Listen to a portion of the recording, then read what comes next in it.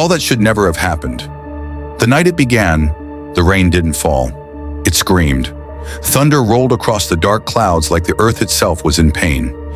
Inside a small bedroom at the edge of the quiet town of Graywood, Maya Benson lay staring at her phone. The light from the screen painted her face pale blue. She wasn't scrolling. She wasn't texting. She was just waiting. Waiting for a message that would never come. Because her best friend Ella Morgan had died 3 days ago. A car accident, fast, unfair. And though everyone said she's in a better place, Maya couldn't believe it.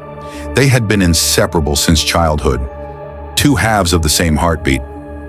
Ella was the loud one, Maya the calm one. Ella loved taking photos of the sunset. Maya loved drawing them later.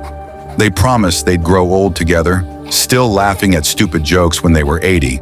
But now only silence filled the space where Ella's laughter used to be. It was 2:13 a.m. when Maya's phone buzzed. She groaned, assuming it was another sympathy text from someone in their small town. She didn't want to read another "stay strong" message, but then she froze. The name flashing on the screen wasn't just anyone's. Ella. Maya, help me. Her hand went numb. The phone buzzed again, once, twice, then stopped. For a long moment, all she could hear was the wind outside tapping against the window. Her breath trembled. Her thumb hovered over the phone.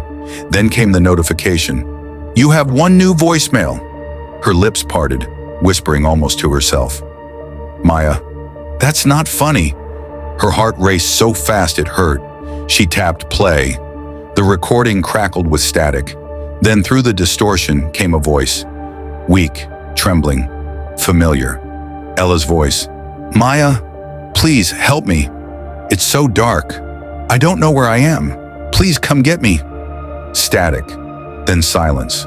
Maya's coffee cup slipped from her hand and shattered on the floor. Her body went rigid. The voice was real, not imitated, not faked. She'd know Ella's voice anywhere. Her mind spun. She'd seen the casket, touched the coffin, stood at the graveside. It couldn't be real. It shouldn't be real. But the message timer blinked back at her.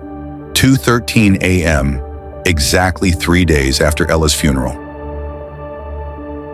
That morning, Maya sat at the kitchen table, the phone beside her like a cursed object. The world outside looked normal. Sunlight spilling over the yard, birds chirping. But it all felt fake, like she was watching someone else's life. Her brother Dylan showed up around noon. He was 25, serious, and halfway through police training. He'd always been protective of Maya, especially since their parents passed years ago.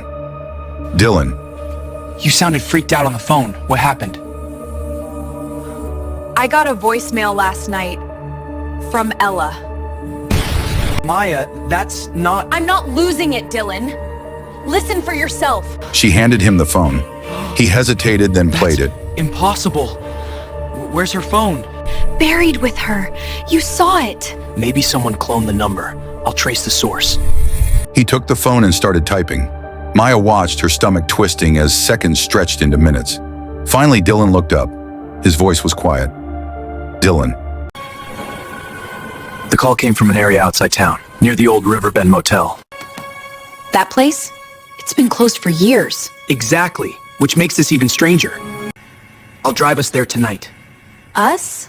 You're not staying here alone after this. Maya hesitated. Every instinct screamed not to go, but another voice, the one that still believed Ella might somehow need her, whispered, "What if she's still out there?" She nodded. The road to Riverbend was narrow and cracked, winding through tall pine trees that leaned over the asphalt like watching figures.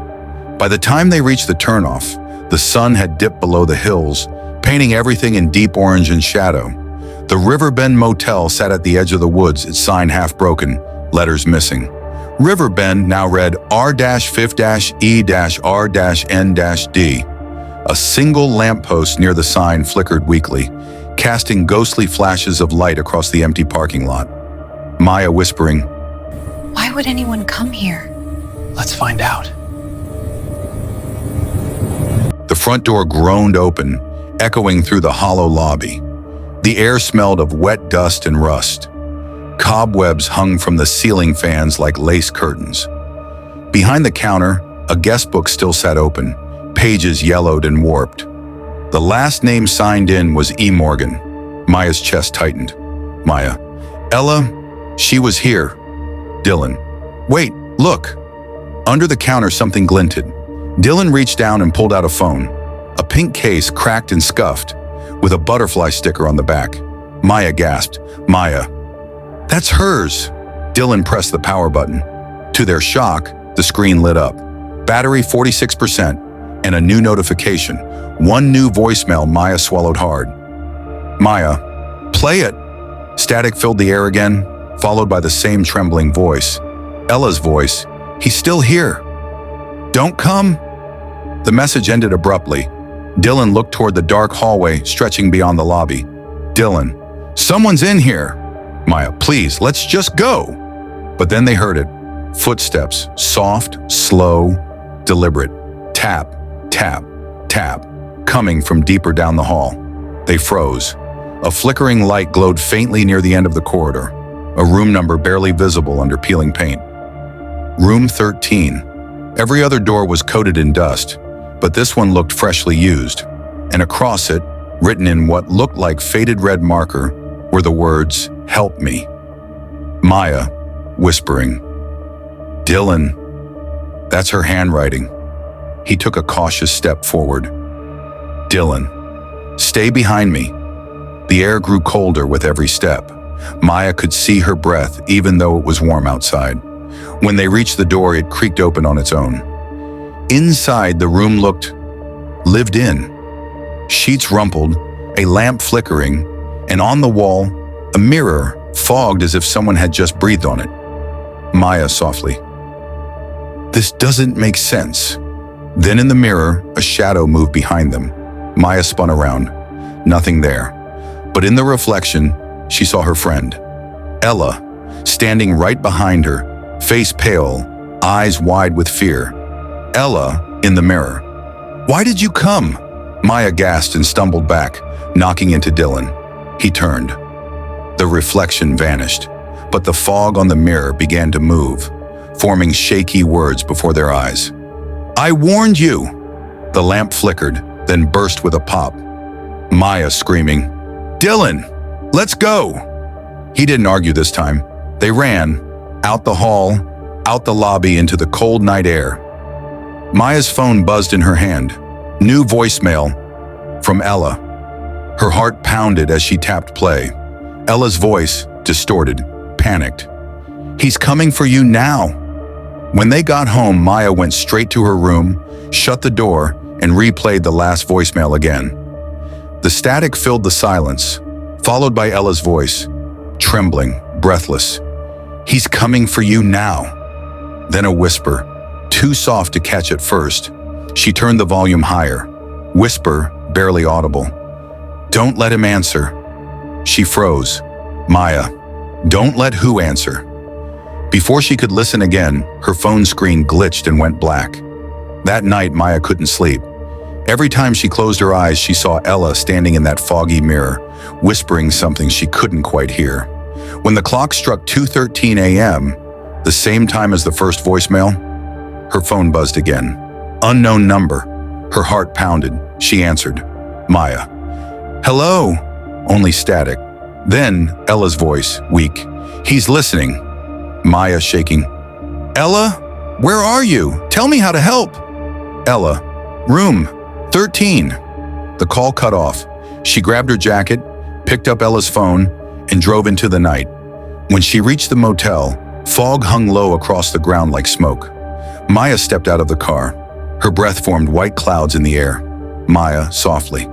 Ella, if you're there, please show me. The door was ajar. She pushed it open slowly. The same mirror stood against the wall, cracked now, like spider webs of glass. In its reflection, Ella appeared once more. Ella, he took our voices, everyone who called for help. He keeps us in the lines. The more we speak, the stronger he gets, Maya. How do I stop him? The lights flickered. A deep humming filled the room, and from the cracked mirror, Black mist began to leak out, twisting, forming into the shape of a man. Tall, wearing a faded uniform, his name tag barely readable, Keller. Keeper, low, distorted voice. "You answered the call." Maya stumbled back. "Maya, you're not real." Keeper, "You heard her voice. Now yours is mine, Ella." "Delete it, Maya. Delete the voicemail." Maya, "But if I do, I'll lose you." Ella, "Please, it's the only way to set us free." Maya pulled out her phone. Keeper, "Don't." Ella, pleading, "Now, Maya. Do it now." She pressed delete. A piercing scream ripped through the room. Not human, not of this world. The lights exploded. The mirror shattered into 1,000 pieces, shards flying like silver rain. When the sound finally faded, the room was still. Maya fell to her knees, gasping. Maya softly, "Ella?" Only silence answered. Hours later, Dylan arrived after tracking Maya's car. He found her sitting outside the motel, wrapped in a blanket of dawn light. "Dylan, you shouldn't have gone alone." Maya, weak smile. "It's over. She's free." If this story gave you chills, don't forget to follow and subscribe to my channel for more haunting mysteries and spine-tingling stories every week.